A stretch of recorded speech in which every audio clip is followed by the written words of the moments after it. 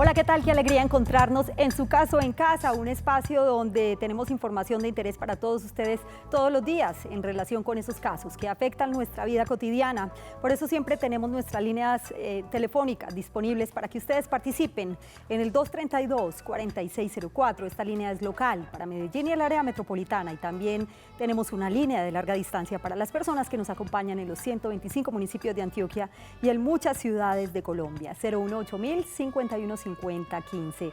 Hemos trabajado anteriormente dos programas relacionados con los contratos de arrendamiento. El primero fue sobre vivienda urbana y el segundo programa lo dedicamos al contrato de arrendamiento de locales comerciales. Como se quedaron muchas preguntas pendientes por parte de los televidentes y que además ustedes nos sugirieron que volviéramos a trabajar el tema, pues aquí estamos precisamente para hablar. Ese es el tema hoy en Su Caso en Casa, para que juntos resolvamos todas sus inquietudes, por supuesto de la mano del especialista. Contratos de arrendamiento de vivienda urbana y locales comerciales es el tema de hoy. Para quienes me han preguntado cómo encuentran los capítulos de Su Caso en Casa, les recuerdo que para eso está nuestro canal de YouTube. Buscan Canal Teleantioquia, programa Su Caso en Casa. Pónganse cómodos, quédense con nosotros durante estos minutos. Bienvenidos a Su Caso en Casa.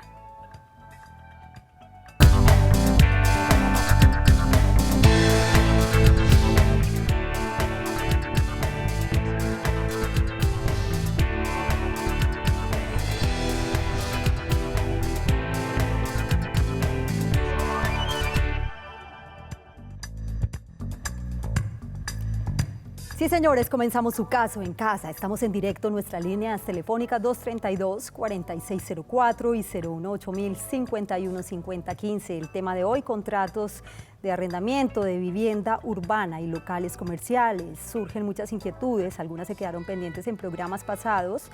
Y por acá tengo varias. Doctor Parrado, gracias por acompañarnos nuevamente, bienvenido. Gonzalo Parrado Ochoa, abogado especialista. Gracias, Yassi. Hoy vamos a despejar una cantidad todavía de dudas que quedaron pendientes de los programas anteriores, y no duden en llamar a las líneas que están abajo para que todas esas dudas que tengan podamos resolverlas en este programa que es adecuado para ese tipo de inquietudes que siempre nos asaltan. El consultorio jurídico de Teleantioquia, estamos todos los días en este horario a las 6:25 de la tarde y la repetición de lunes a viernes a las 5:30 de la mañana. Doctor Parrado, no hemos hablado aún de las obligaciones que tienen tanto el arrendador como el inquilino. Hablemos para ambos, o sea, de vivienda urbana y de locales comerciales. Si bien varían algunos, digamos como algunos términos del contrato, pues algunos se mantienen. En ambas es obligación del arrendador destinar la cosa para lo que se arrienda. Entonces muchas veces entregan, en el caso de viviendas urbanas, se entregan propiedades y obviamente el inquilino al ocuparlas se da cuenta que tienen humedades, que tienen problemas en las cañerías, tienen problemas en los techos, goteras, y obviamente cuando hacen el reclamo al arrendador, llámese agencia o llámese el dueño, o sea la persona delegada, esta persona le dice: usted tiene que vivir ahí, si no, mándelas a arreglar. Ese tipo de situaciones generan para el inquilino una causal de terminación inmediata del contrato y no tendrá usted que pagar ningún tipo de sanción, indemnización ni cumplir con el contrato. Ahora es el arrendador el que tiene que hacer las reparaciones, no el inquilino, porque en este caso pues la vivienda ya venía con estos inconvenientes, con estos problemas. Pero si de pronto el inquilino hace alguna reforma sin el consentimiento del arrendador, ahí sí tendría que asumir como esa responsabilidad si ocurre algo que afecte, por ejemplo, al vecino o al piso de abajo. Claro. En vivienda urbana, las reformas tienen que clasificarse porque realmente reformas es modificar. Vamos a hablar de lo que es reformas y lo que es ese tipo de arreglos locativos. Estamos hablando de dos cosas muy diferentes porque las reformas son modificaciones que se hacen al inmueble y obviamente tienen que estar aceptadas por el arrendador. En caso que usted lo haga, obviamente, y el día de mañana usted no va a poder quitarlas, o si las retira y causa algún daño a la propiedad, va a tener que asumir ese gasto. pero normalmente los arreglos locativos, que son ese tipo de reparaciones que tienen que hacerse, son a cargo del arrendador. Cuando el arrendador no lo hace, usted como inquilino puede hacerlas y tiene el derecho a descontarlas de ese canon posterior que va a hacerse. Muy bien, para quienes acaban de llegar a sus pantallas, hoy en Su Caso en Casa estamos hablando de los contratos de arrendamiento, de vivienda urbana y de locales comerciales, y a esta hora nos acompaña Juan en el barrio Pilarica, aquí en Medellín. Juan, lo escuchamos y bienvenido. Gracias, Yasmín, para felicitarte por el programa. Gracias. Y para hacerle una preguntita al doctor Parrado. Por supuesto, adelante, Juan. Doctor, yo tengo una duda. Cuando yo soy dueño de un inmueble y lo pido pues para que me lo desocupen, los 3 meses que yo le tengo que notificar a la persona durante ese tiempo, o sea, esos 3 meses, los 3 últimos, pues cuando van a desocupar, ¿esos me los tienen que pagar a mí o se los tengo que dar yo como indemnización por haber solicitado el inmueble? Muy bien, Juan, muy interesante su inquietud. Gracias por acompañarnos a esta hora en Su Caso en Casa. Vamos con la respuesta de Juan, doctor Parrado, y luego nos vamos a una pausa. Bienvenido. Claro, recordemos que los 3 meses que se dan de indemnización pueden, o el inquilino, a opción del inquilino, él puede decir, no, yo lo recibo en dinero o voy a vivir en ellos. Entonces, normalmente lo que se hace es garantizar ese pago a través de cauciones. Pero recordemos que en el caso de locales comerciales, ese tipo de situaciones no opera. En el caso ya de locales comerciales, para que lo tengan en cuenta, ¿cómo se hace este tipo de desahucio? El desahucio, dice la norma, debe hacerse con 6 meses de anticipación en locales comerciales, pero solo procede cuando se opera alguna de las 3 causales. La primera, que el dueño, no el arrendador, el dueño, el propietario necesite ese inmueble para vivir en él o para poner un negocio de él abiertamente diferente al que tiene en esos momentos el inquilino. Segundo, que se vayan a hacer reparaciones que necesiten obviamente que el inquilino salga. Claro. O tercero, que se vaya a demoler. Muy bien. Interesante este tema, doctor Parrado. Seguramente pues ustedes continuarán con sus preguntas, pero es hora de hacer una breve pausa en Su Caso en Casa, no sin antes recordarles a los televidentes nuestras líneas telefónicas 232-4604 y 018-051-5015. El tema de hoy, contratos de arrendamiento, de vivienda urbana y locales comerciales. Enseguida regresamos con otra inquietud bien importante, es los elementos que hay que tener en cuenta a la hora de pactar este tipo de contratos de arrendamiento. Volvemos.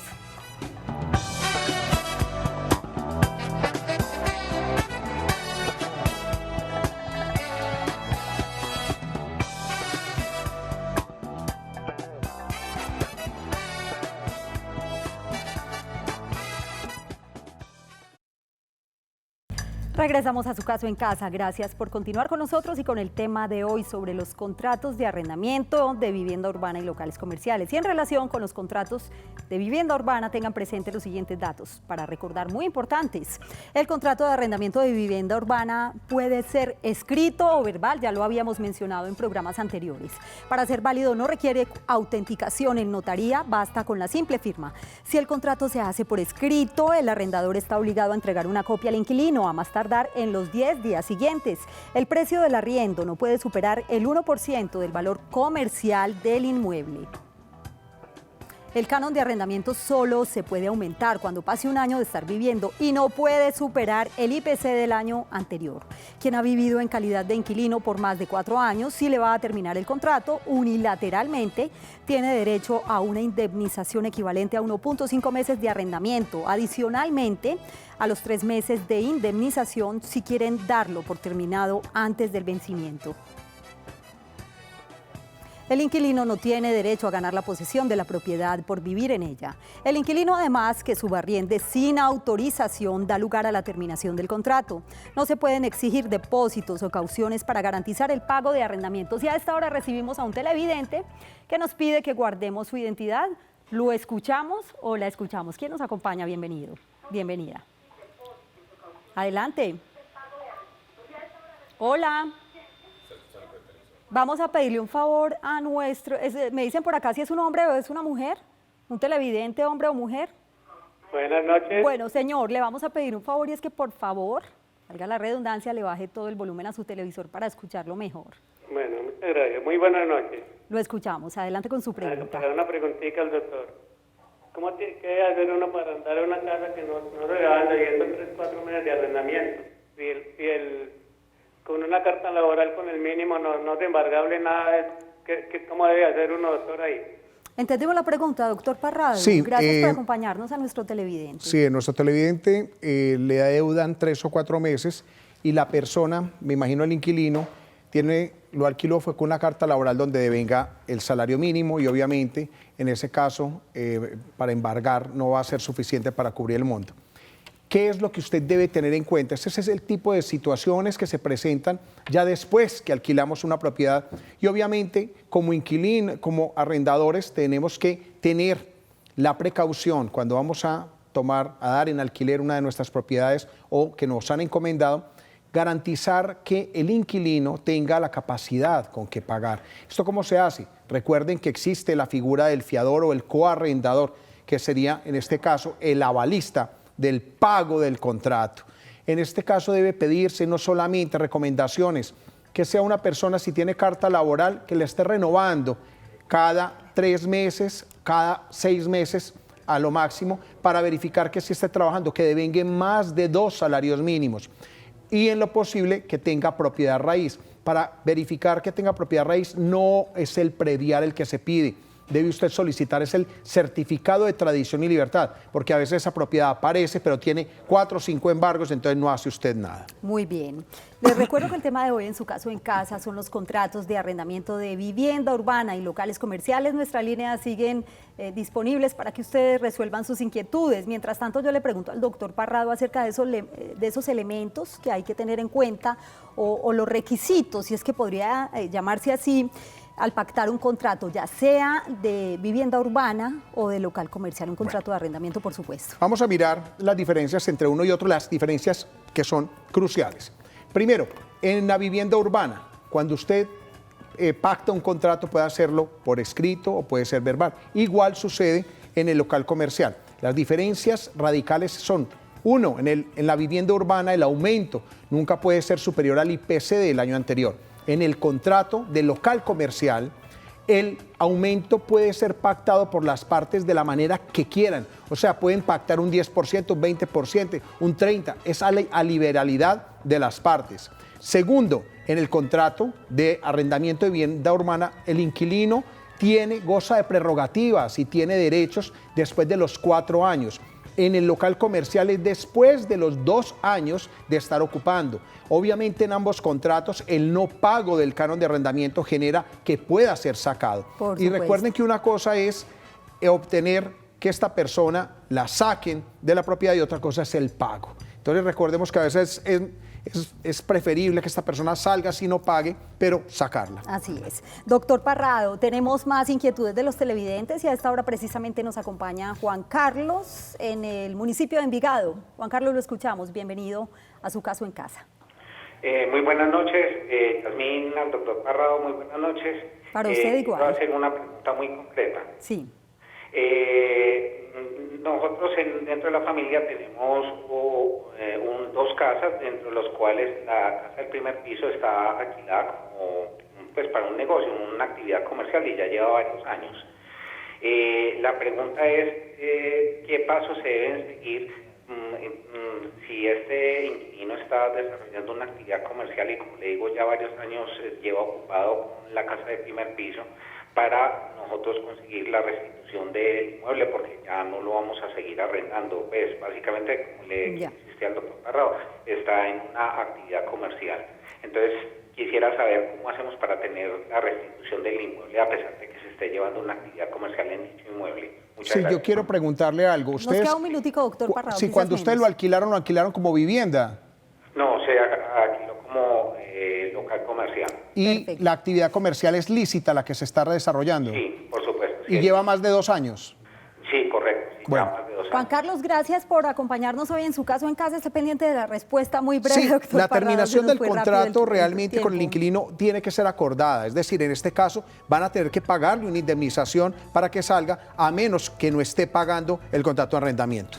Muy bien, conclusión del tema porque nos da un tiempito más para dar las conclusiones de este tema. Y así damos por finalizado este ciclo de recordemos que en el mitos para terminar, la venta del inmueble no es una causal determinación del contrato en local comercial. Recordemos igualmente que el inquilino tiene derecho a que se le renueve el contrato cuando es local comercial y que ustedes para sacarlo obviamente van a tener que pagarle una indemnización. El inquilino obviamente se rige por la ley 820, mientras que el local comercial es por el Código de Comercio. Se nos acabó el tiempo, doctor Parrado. Gracias por acompañarnos, a ustedes también. Gracias por su compañía. Yo los espero este jueves para que hablemos del monotributo. Que tengan una feliz noche y un feliz día para quienes nos acompañan en las mañanas. Chao.